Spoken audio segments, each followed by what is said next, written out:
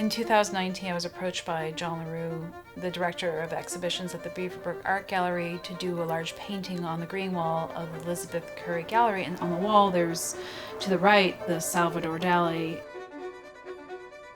What was in my consciousness in 2019 was that everything was about to change, which brings in apocalyptic themes. And the Dali itself is very apocalyptic with that horse and the nuclear bomb going off.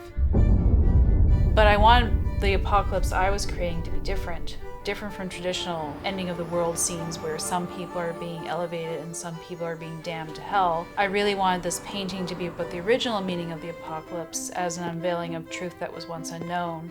And even if it is uncomfortable or destructive, that we have an opportunity to transform through it, and that in this apocalypse, everyone has an opportunity to elevate.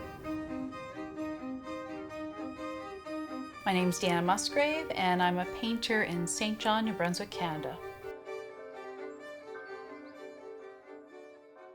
So I'm here at the Beaverbrook Art Gallery. It's going through renovation, and the painting I'm working on called Transcendence in Process will be over there. So when you see that painting, you'll be able to immediately connect with the Dali. The horse in Dali's work is bridled, he's rearing. There's a very warrior energy to this work. And in contrast, I've created a painting where there's a woman on the horse and she has her arms open, the horse is unbridled. And this is to bring in a more nurturer energy to the space. So not to say that warrior nurturer is better than the other, but to bring balance into the space. I find there's something really hopeful about being in the gallery right now, surrounded by these artworks that I've become familiar with over the years, and seeing them in a sense, in disarray, reorganized, everything being moved around. I feel like it's a metaphor for what we're all going through. I wanted to go back and look at the history of apocalypse painting, because I feel like that theme belongs to art history. And of course, there was the theme of the four horsemen. And I kind of put it out to the universe, called my friend Pamela LeBlanc and said, I need a horse to appear in this apocalypse painting. And that's when Big Buddy came forward, who's an Appaloosa, and Gray to be the horse of the painting. But in the painting, I was thinking that I wanted to reframe this to be a horse of healing instead of a horse of death. And so I painted a woman on the horse with her arms open. The horse is unbridled. They're working together and communicating rather than one trying to control the other. Sometimes when you paint something, it may not yet exist in this reality, but giving people a visual reference to look at can make it become real. So maybe in painting an apocalypse that's transformative rather than destructive, it can help people to maybe look within. It can be a mirror of sorts to say, you know, how can I take what's happening to me in the world for everyone to become the healer? So this giant painting, it's made up of over 50 hexagons, and they kind of piece together like a puzzle. And they're going to cover a 20 by 30 foot wall. There's a lot of blue and cloud-like forms in it. It's very colorful.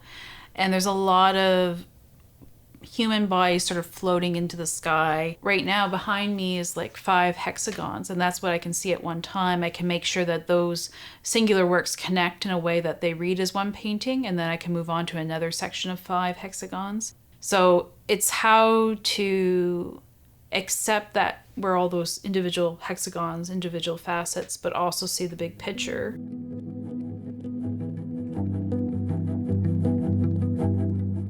For myself in my painting process, I do what I call watermarking. I put out a call for people to donate objects. I asked for objects at the beginning of 2020, so the new year, and I said, well, give me something that you wish to let go of or honor and amplify, so that you can move into 2020 unencumbered by the weight of it. And then I lay those objects on the canvas intuitively, and then I spray, I pour water with pigment to get the marks. I've been really trying to ask myself, what is the artist? And is it the artist's role to always bring things forth to get us to reflect to have more empathy for others, to see the truth. There's so many things that art does that can help us be more progressive and move toward an outcome that's positive. So art can give us a space to engage with these things through painting, dance, music, to have a different conversation than what you might see on the news. Like when you look at artwork and you see something beautiful, I always believe that people are really seeing themselves. And so it can remind you of what's beautiful or powerful about you in a time when you can feel powerless. Maybe that's art's purpose in the pandemic, in 2020, in this apocalypse.